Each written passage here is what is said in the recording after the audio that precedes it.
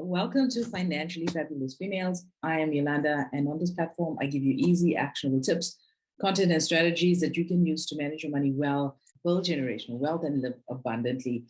In 2021, we hosted our first virtual conference, Financial Success Summit, and our keynote speaker was the infamous Rabbi Daniel Lapin. And in this video, we're going to take you through part one of that keynote. So here's Daniel Lapin. All right, guys, welcome to session 4. We're in day 2 of Financial Success Summit. It's our first session, and on our virtual stage today is Rabbi Daniel Lapin. Welcome, Rabbi. Wonderful to be with you, Yolanda, and I really admire what you've achieved there. I really do. This is quite a summit. Thank you, Rabbi. Well, let me welcome you all and tell you that for me, to be able to be with you there in South Africa this morning is an absolute, it's a miracle of technology, and it's a tribute to what Yolanda has managed to pull together. And I can't tell you how pleased I am to be a part. I really am. Well, let's begin, I think, right at the beginning, and let's ask ourselves, certainly it's a question I asked me, which is, why was I invited to be part of this gathering? I'm not the richest person in the world. I'm not even close to being the richest person in the world. And I want to make clear, I'm talking very specifically about me here. We often use the word rich in other ways as well. I'm rich because I have a good marriage. I'm rich because I have friends. Okay, all of that is wonderful, and it goes without saying. Obviously, very important. But when I speak of it, I'm speaking of bank account of money. I just want to make that clear. So in that case, since I may be rich in other things, and I'm certainly well off, but there are world famous wealthy people. Okay, here's the difference. They do not have as much useful information for you as I do. Now, that is not an arrogant statement. It's a statement based on a simple reality, and that is that whatever rich person you want to speak about, and whether in the United States people speak about Bill Gates, or the head of the founder of Microsoft, or Warren Buffett, the creator of the Berkshire Hathaway investment group, and so on, and many others. The point is that the only thing that they could tell you about are things that are relevant, things that happen to their lives. And so Bill Gates cannot tell you how to replicate what he did, because he was born on the edge of the computer revolution, or at least he came of age. He dropped out of one of the most distinguished and famous universities in the world. His dad was a very well-connected lawyer. His mom was on the board of directors of IBM. And so if those things apply to you, then Gates would have interesting information for you, but obviously they don't apply to anyone else in the whole world. And the same is true for Warren Buffett, and the same is true for almost any very financially successful person that you want to name. There are very specific circumstances that impacted them. But what I am wanting to talk to you about are the many tips and tools and techniques by means of which the Jewish people, the people of Israel, have prospered and succeeded financially. And this is not only in Israel today, because even in Israel today, you might think about it. Look, the general, within any region, the wealth of a group, of a nation, in total, has a lot to do with the number of people in that group. And so in the United States, for instance, the state of Georgia has about 8 times as many people as the state of Rhode Island, small state. If you look at the GDP, the gross domestic product, if you look at the total amount of money created each year in the state of Georgia, it's exactly what you'd think. It's about 8 times the GDP, the gross domestic product of the state of Rhode Island. That's pretty typical. In Israel, there are about 5 million Jews. And in the 4 contiguous nations surrounding them, right, Jordan, Syria, Egypt, and Lebanon, there are about 100 million people. So you would have expected that with 5 million in Israel and 100 million around, you would have thought that the gross domestic product of those 100 million in total would be about 20 times the GDP of Israel. And it isn't.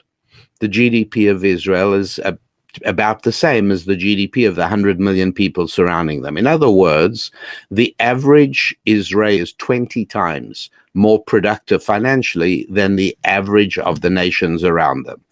And the same is true in any other country, and that is that in general, the Jews are disproportionately good with money. And this isn't only true in welcoming and good countries like the United States. It's also been true in other countries throughout history. And so the real question is, are there any lessons that millions of Jews have worked with throughout history in order to become successful financially that can apply to everybody? That is really the question. And the answer is absolutely yes, that is the case. These principles applied, well, I'll tell you about just 5 people, but literally it could be thousands and hundreds of thousands of people. As you know, World War II was particularly cruel to the Jewish people in that the Germans instituted a genocidal program of wiping out all the Jews of Europe. And they came very, very close. They killed millions of Jews. There were many Jews. When I say many, thousands, not millions, but there were thousands who escaped. And just 5 of them that inspire me. 5 of them who are young men and were thrown into the death camps by the Nazis. And the war ended in 1945, just before they were murdered and done away with. And they came to the United States with all their family killed. They came alone as orphans. They were in their late teens or early 20s. And they succeeded amazingly. One was a guy called Fred Court. And he ended up as the head of the Imperial Toy Company. A whole bunch of toys that you've heard of or you've seen were created by his company, and he became a superbly wealthy individual. Nathan Chappell became one of the biggest home builders in California. William Konar became the head of the CVS drug chain throughout the United States. Jack Tramiel became the head of Commodore Computer Company. Sam Ziering became the head of Imperial Diagnostic Products, an electronics maker. And I think of these people because these are people whom I knew, and you would not know that these people started off with worse than nothing. They started off as people whose lives were shattered, as immigrants in a new country. They did not know the language, and they went on to extraordinary success. And I could tell you the same story about Jews who arrived in the United Kingdom and Jews who arrived in many, many other countries around the world. And so, whereas Bill Gates can only tell you how he thrived, and Warren Buffett would just tell you how he thrived, Rabbi Daniel Lapin wants to tell you not about how I thrived, which is a particular story of mine, which may or may not be relevant to anybody else, but I want to tell you about the tips and tools and strategies that Jews have used and continue to use, and which can be used by absolutely anybody. It doesn't matter who you are or where you are, but these principles apply to absolutely everybody. And so I want to make sure that you're with me on this journey, that you do see that these are things that have been used. These principles have been used by Jews of every kind. Tall or short, male or female, it made absolutely no difference. In many cases, because of the history of oppression of the Jewish people, in many cases, these are people who arrived penniless in strange countries without knowing the language, and yet went on to survive, even thrive. And it makes sense, of course, that if these principles could be identified for everybody, then everybody can use them, and you would use them successfully as well. And I now know that they work because about 10 years ago, I wrote a book called Thou Shalt Prosper, the 10 Commandments for Making Money. And since that time, I've been blessed to receive thousands of letters from people of every kind, in every country around the world, telling me of how they used the principles in that book to change their lives financially and to utterly transform their financial destiny. And so these are the principles that I am going to discuss together with you this morning. I'm not going to say that any of them are more important than any of the others. I'm not going to say that here's the most important thing to know, because life is very complicated, and making money lies at the heart of life and living. Obviously, right? Because we all need to eat, and the earth is reluctant to supply a living to us. We have to extract a living from what is very often a reluctant planet. And that means that we have to know what we're doing and how we're going to do this. And it means that these strategies and these tools and these tips are very much a part of life. And so the idea that there can just be one thing, it just isn't true. People sometimes say to me, what's the most important thing about a successful marriage? There isn't any one important thing. There are a number of important things. And I can't tell you that any one is more important than any other. It depends on your circumstance. And so once I know exactly who you are and where you are, then I can probably say, well, this area is an area this is where you should start. And then you need to go on to focusing on this area and that area. It's very, very similar to making money as well. What is the most important thing to know? No, there isn't a most important thing. I would need to know your circumstances, which is, by the way, completely different from, shall we, learning to play tennis or learning to drive a car. I don't need to know anything about you. If I were going to teach you to play tennis, which would be a very bad idea, by the way, but if I were going to teach you to play tennis, I wouldn't know. It really would matter to me. Whether you're male or female, whether you come from a good family or you came from a broken background, I wouldn't need to know any of those things.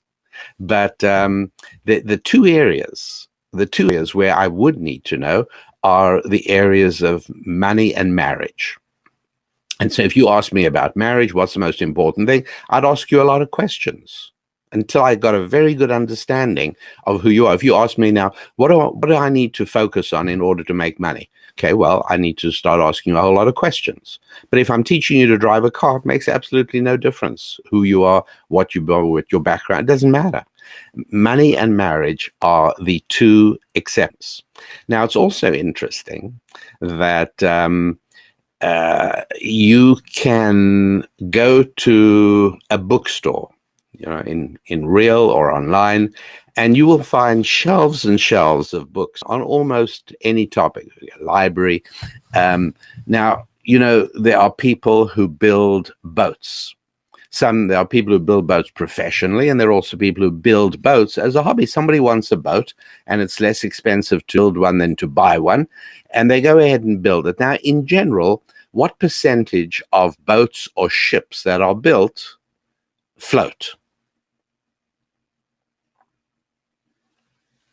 Well, with the exception of situations like the Titanic, which sank in 1912, the percentage of boats that float is about 100%. What percentage of airplanes built by the Boeing Airplane Company or by the European consortium, like you go and want to buy a passenger airliner, let's say you run an airline, you go over to the Boeing Company and you say, I'd like to buy 550 passenger jets. Okay, great. And then you say, by the way, what percentage of your jets stay airborne? What percentage of them work? And if they said, about 98%, right, you wouldn't buy. It's ridiculous. What percentage of airplanes built by Boeing fly? And the answer is that, again, with the exception of a few situations of pilot error or whatever goes wrong, but generally 100%, right? You buy a plane from Boeing, it doesn't have a 98% probability of flying. It's 100%. If architects and engineers build a bridge or a skyscraper, what percentage of those remain standing? The answer is all of them. Because it is so well known and so well understood, the engineering challenges of building a plane or building a bridge or building a skyscraper or building a ship, these are so well known that the results today are 100%. They all work. What percentage of marriages work? Much smaller. Wouldn't you have thought, making a marriage, surely it's easier than building a plane? It isn't. It's harder. What percentage of businesses, right? You may be running a business, you may have started a business, you may be intending to start a business. You're an entrepreneur at heart, and you're going to start a business. What percentage, what's the chance, what percentage of businesses that start succeed? About the same as the number of marriages that do. And, it varies, and how you calculate it depends, but it's not 100%. So why is it harder to make me than it is to make a ship or an airplane or a bridge?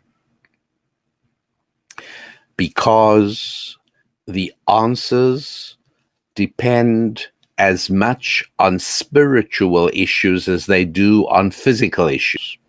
Now, we have to just make sure that we all understand what I mean when I use the terminology of spiritual and physical. And so please know that when I say spiritual, please know that I am not talking at all about religion. I'm not talking about God. I'm not talking about virtue at all. When I speak about the word spiritual, there's good spiritual, there's bad spiritual. Spiritual just means something that does not respond to a scientific analysis. Is that okay? Are you with me on that? I really want to make sure you understand. Let me give you an important example to make clear.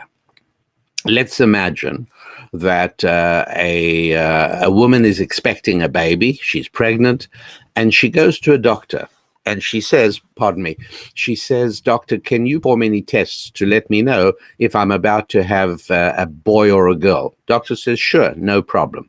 She then says, doctor, could you do any tests that'll tell me whether it's going to be a large person or a smaller person. In other words, you know, the size. Doctor says, well, you're having a boy, and I'll do a test. Yeah, she says, it's going to be a largish boy. She says, okay, thank you, doctor.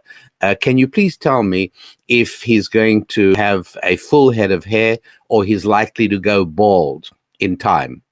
And the doctor does the test and says, yeah, he's likely to go bald. Okay. She carries on. She says, doctor, this is very helpful. I got a few more questions. Would you please be able to tell me if he's going to be a loyal friend? Doctor says, excuse me? She said, well, I need to know if he's going to be a good, loyal friend. Doctor says, I can't tell you that. There are no scientific markers for, oh, she says, fine, okay. I need to know if he's going to be an optimistic person. And the doctor says, I'm sorry, ma'am, I can't tell. That optimism that's a spiritual characteristic. I'm a doctor. I measure physical things. Do you see the difference? When you a ship or an airplane or a bridge or a building, you're only dealing with physical characteristics. Gravity, strength of materials, fasteners, strength of girders, wind forces, and so on and so forth. These are all physically measurable phenomena. But when you're talking about a marriage, or as we are today, talking about business and finance, you are speaking about spiritual characteristics as much as you are physical characteristics. And they are harder to deal with. They're harder to measure. They're hard to figure. And that's one of the reasons that although there are various psychological tests that companies like to give new employees in the hope that these tests will tell, whether the employee is a person, there are no tests like that. They don't exist. They may say they do, but there is no such thing. If there was, you'd make $1 million because everybody would like to test the people they work with. Hey, you want to do business with me? No problem. Just please do this test. It'll just tell me whether you're a person of honesty and integrity and whether I can trust what you say. Oh, sure, I'll do a test. Look at the results. Oh, terrific, great. You scored 98%. I'm good with you. No, there is no such thing, because honesty and integrity are spiritual characteristics. Optimism is a spiritual characteristic. And so it's really important that you get this clear, you get this distinction. I just want to make sure we are good here. I want to just make sure we got this distinction clear. And then I need to tell you something that'll shock you. And that is that money is not physical, but spiritual. Yeah, that's right. But wait, you can measure money. Well, can you? If you put money on a scale, will that tell you what it's worth? No, it doesn't. And in any event, is money strips of colored paper in your wallet, or is it metallic discs that clink in your pocket? Or maybe it's a brown stripe on the back of your credit card. Or maybe when you write a check to somebody, you've created money. Or maybe if you don't write anything, but you shake hands with somebody and you say, I'm going to give you 10 pounds on Monday. Have you created? What is money? It's really important to get this clear. Money is a spiritual measure of what you have done for God's other children. Really? Really? Very much so. That's right. That's what money is. Now, this is hugely important, and I want to make absolutely sure that it is clear to every one of you. Money is a spiritual thing. Now, you might say, well, how do you know money is spiritual? And the answer is because it's not in only one place at a time. Let me give you an example.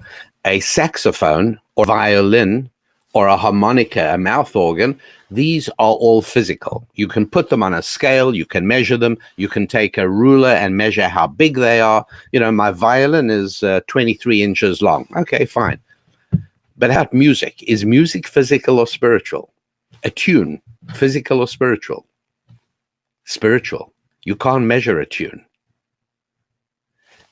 If I break a violin, it's broken. If you take away your saxophone, you don't have it anymore, and I've got it.